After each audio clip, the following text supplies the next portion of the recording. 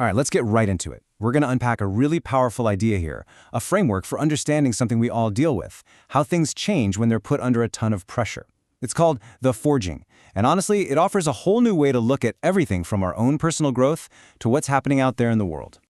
I mean, that's the big question, isn't it? You see it everywhere, in our own lives, in companies, even in whole countries. When things get really, really intense, some systems they shatter. But others seem to somehow reform, becoming even stronger, more resilient than they ever were before. So how does that happen? What's the secret? That's what we're going to explore. You know that feeling when a system just hits its limit? It could be a company culture that's become toxic, a political process that's just totally gridlocked, or, hey, even a personal crisis in your own life. It feels like you've just slammed into a brick wall. Usually we have all these negative words for those moments, right? We call them breakdowns, collapses, failures. But this framework, the forging, it asks us to look at it differently. What if these aren't just endpoints? What if they're actually transitions? Not just a collapse, but a restructuring, a chance to evolve. And this brings us right to the heart of the matter. The whole idea here is that a crisis doesn't have to be this purely destructive thing. In fact, if the conditions are right, it can be the very engine that drives positive change. So what exactly is the forging? Well, the technical term is a coherence transition, but let's make that real. Think about a blacksmith making a sword. You start with this fragmented, kind of weak piece of metal. You apply intense heat, that's the pressure, and then very specific, structured force, the hammering. And what comes out is something unified, strong, with a clear purpose. That's the metaphor. Pressure, when it's applied the right way, can literally forge something new and coherent. And the amazing part is, this isn't just some abstract concept. This model scales. It applies to an individual working through a personal trauma, a relationship trying to rebuild trust, a company trying to fix its broken culture, or even an entire nation trying to navigate deep, painful political divides. The underlying physics of how you get from broken to strong, they're the same.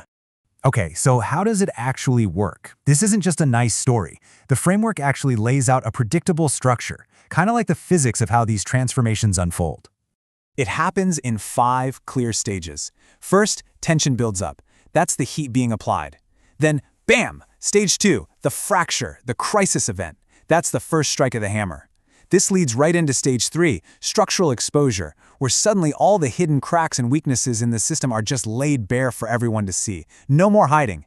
Stage 4, integration and correction. This is where the real work happens. This is the deliberate process of reshaping. And finally, you get stabilization, where the new, stronger shape cools down and sets in place. Now that super important 4th stage, integration and correction, it's powered by something called the 12-loop cycle. You can think of this as the engine room of the whole process. It's the specific, step-by-step work that makes the transformation real.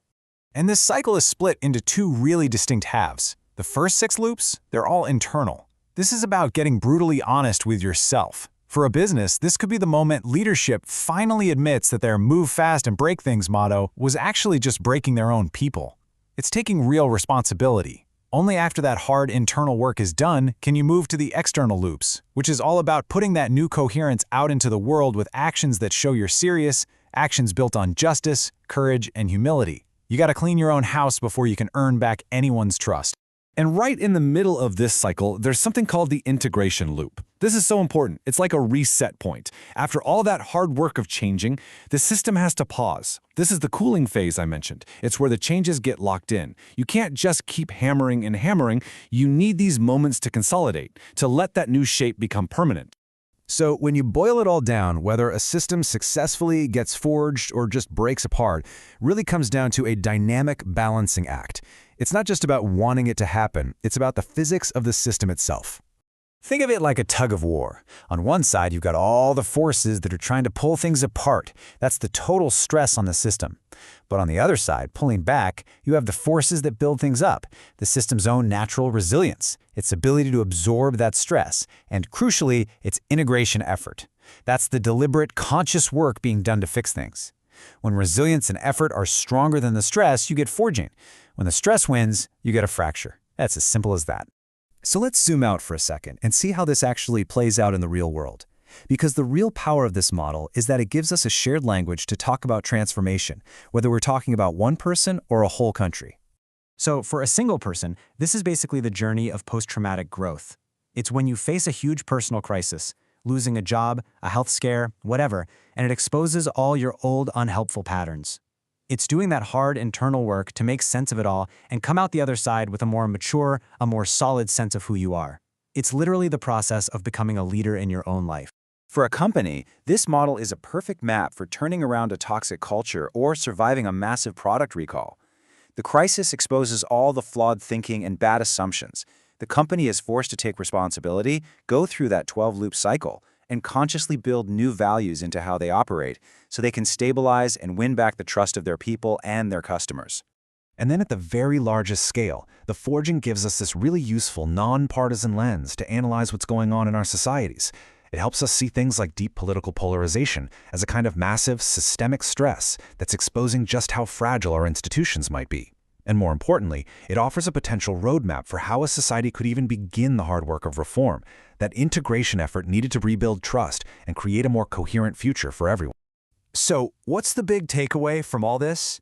I think it's a message of really profound, but also really practical hope. Pressure isn't just something to be survived, it's a tool. It's a tool that can be used. This quote from the source material just says it all perfectly. This kind of transformation, it's not some magical, heroic quest, and it's not an unavoidable catastrophe either. It's a process. It's mechanical, you can observe it, and you can understand it. It is simply the physics of how complex things adapt and get stronger. And that really just leaves us with one last thought.